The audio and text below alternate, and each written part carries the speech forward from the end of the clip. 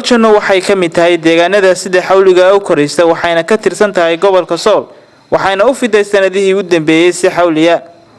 ururka NDO oo kaashanaya hay'adda SSHDA wasaaradda arrimaha dibadda Finland iyo jaaliyadda deegaanka SSC ayaa deegaanka ku kordhisay 2 fasal oo cusub ee dugsiga hoose dhexe kuna loogu mahad celinayo mas'uuliyiinta ururka NDO iyo SSHDA iyo jaaliyadda deegaanka SSC ayaa lagu qabtay isla dugsigaasi lagu kordhiyay 2 fasal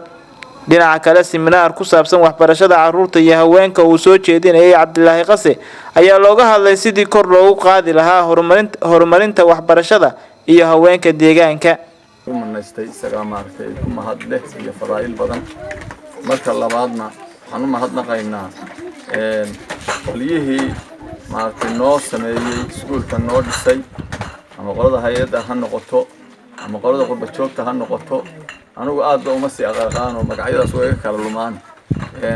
ala ay xaal wixii wax noo qabtayba waa u mahadnaqaynaa alxamdulillah ilaahay baa mahad u mahadnaqaynaa oo qoliyaha maartay hay'adaha oo qoliyaha qurba joogta ah ama ururada gaarka ah ama dalka joogeen ama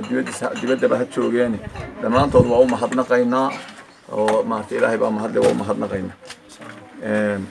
waxaanu kala faraynaa wixii ay noo qabteen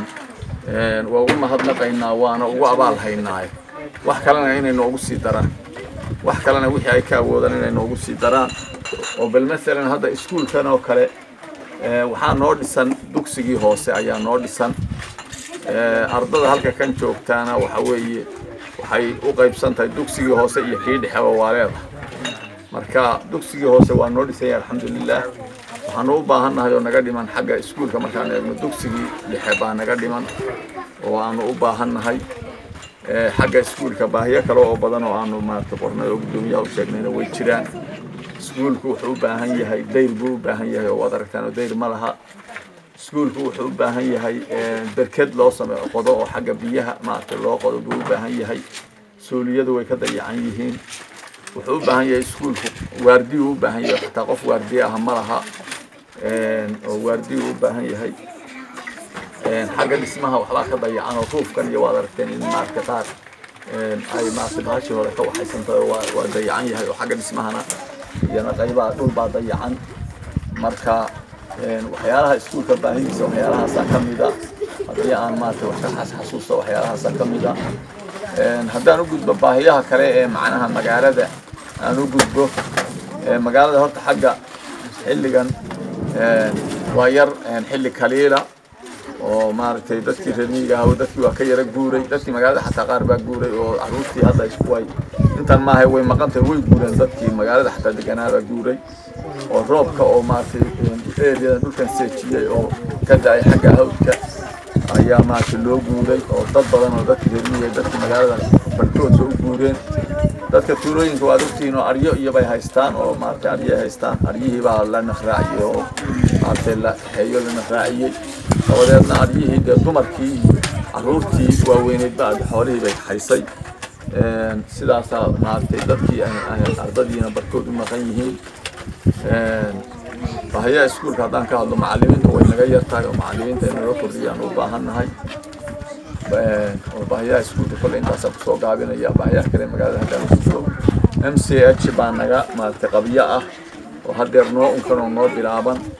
MCH kaas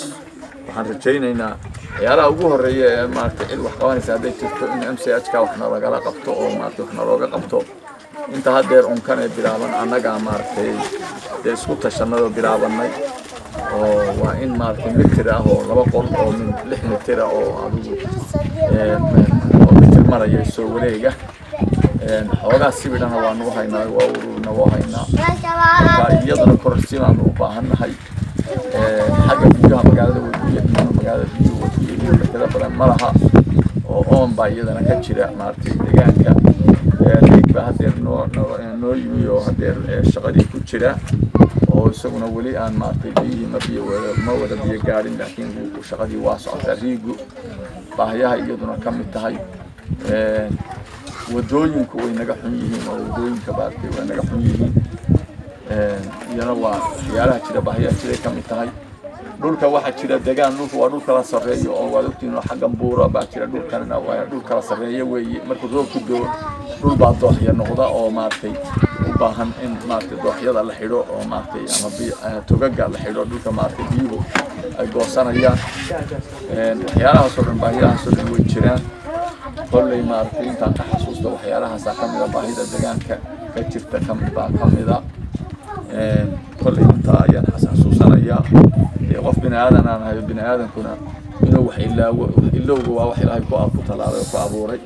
intaa ayaan kolley anigu ku soo gaabinaya hadalkaygii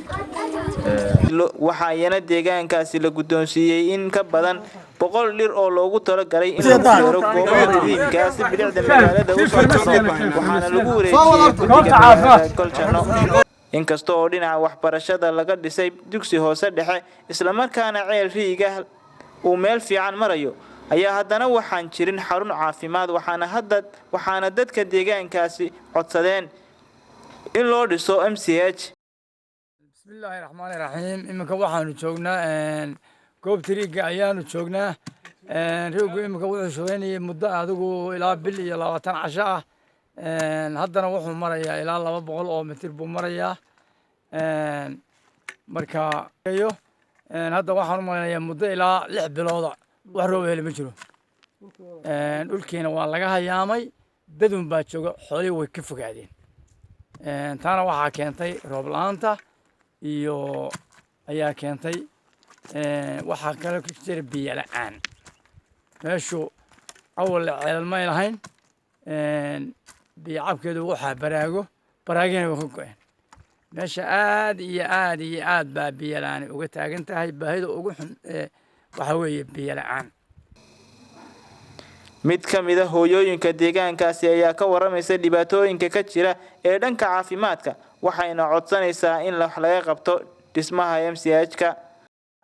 waxaan u baahanahay in wax nala qabto oo MCH-ka naloo dhiso oo nala kaalmeeyo oo ilaahay baa kaalmada laga helay intii awood waxaan u baahanahay in wax nala qabto oo MCH-ka naloo dhiso oo nala kaalmeeyo oo ilaahay baa kaalmada laga helay intii awood wax qabad leh dhakhaatiirta ka shaqeysa umulisooyinka in naloo kaalmeeyo oo wax nala qabto oo aad waadna aragtaan sida ay tahay xaaladdu inay saddexda dhagax sugaya saaran tahay intaa kale inaad naga caawisaan oo ilaahba caawimo leh aad naga caawisaan oo naga taageertaan umulisooyin in wax barasho naloo sameeyo oo de annagana tababar ahaan de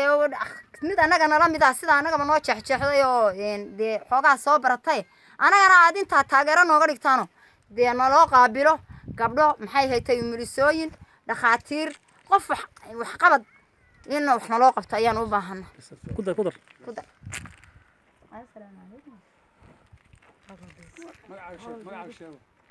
Sahra Ahmed